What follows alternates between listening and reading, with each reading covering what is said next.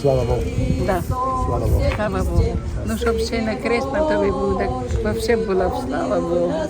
Слава Ісусу Христу.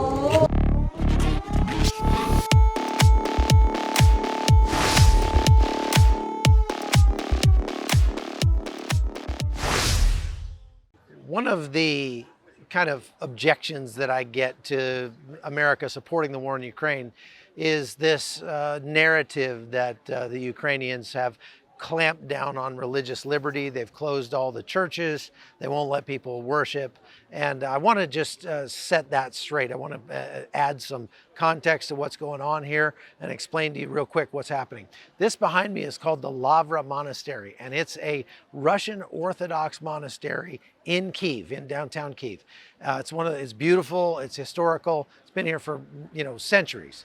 And it's run by the Russian Orthodox Church. Now, a few years ago, the Russian Orthodox Church and the Ukrainian Orthodox Church had a church split, mostly over ideological differences, liturgical differences, and that sort of thing.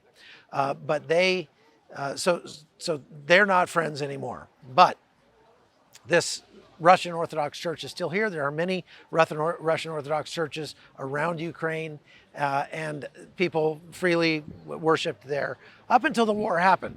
And here's what happened. Back during the Soviet Union, it was very common and almost ubiquitous that in the churches that were allowed to stay open, the KGB would have agents placed as priests in those churches to report on what the people were doing and saying and how they were feeling, whether they were for or against the government, that sort of thing, in the churches, and to make sure that the other priests did not say anything negative against the government while they were preaching or whatever. So that's very common. There's no question that that was a very common occurrence that happened all the time during the Soviet times. What they found after the war started here was that in many of the Russian Orthodox churches here in Ukraine, the Russian government had replaced the priests here with spies from the FSB. This particular one was really bad because it's, again, traditional, it's a big tourist attraction, and it happens to be right across the street from an important government building that pertains to the Ukrainian military. And so they closed this down, they kicked the priests out for the indefinite future. Now, these people behind me are just angry because they are used to worshiping at the Ukrainian Orthodox Church, which is right next to the Lavra, connected to it. That stayed open, but today there's some construction going on there, and the police are concerned because of some of the things that have been happening with the worshipers that are going into that church.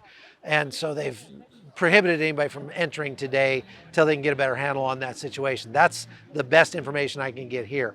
But the bottom line is that the Russians have not hesitated to use even the church to advance their strategic and tactical goals in this war. And that's very unfortunate. It's unfortunate for the people, it's unfortunate for the church, but it is what it is. So no, they're not outlawing Christianity or anything like that in Ukraine.